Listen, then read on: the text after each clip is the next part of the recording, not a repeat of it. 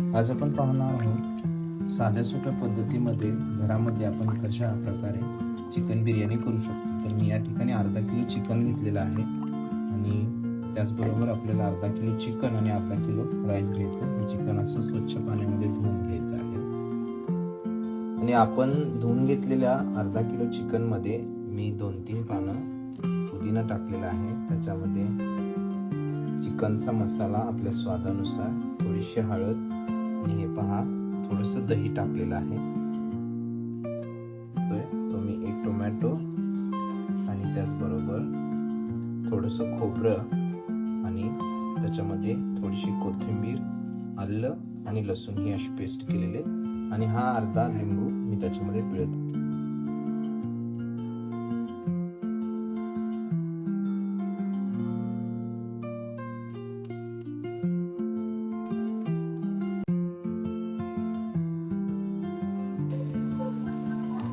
आपण एक कांदा जो कापून आपण जो आलं लसूण खोबरं आणि टोमॅटो याची आपण पेस्ट केली होती आणि पेस्ट आपण याच्यामध्ये जो राईस होता तो शिजवून घेतलेला होता पाण्यावरती, त्याचं पाणी आम्ही काढून याच्यामध्ये ठेवलेलं आहे। हे तुम्ही करीसाठी वापरू शकता हे पाणी।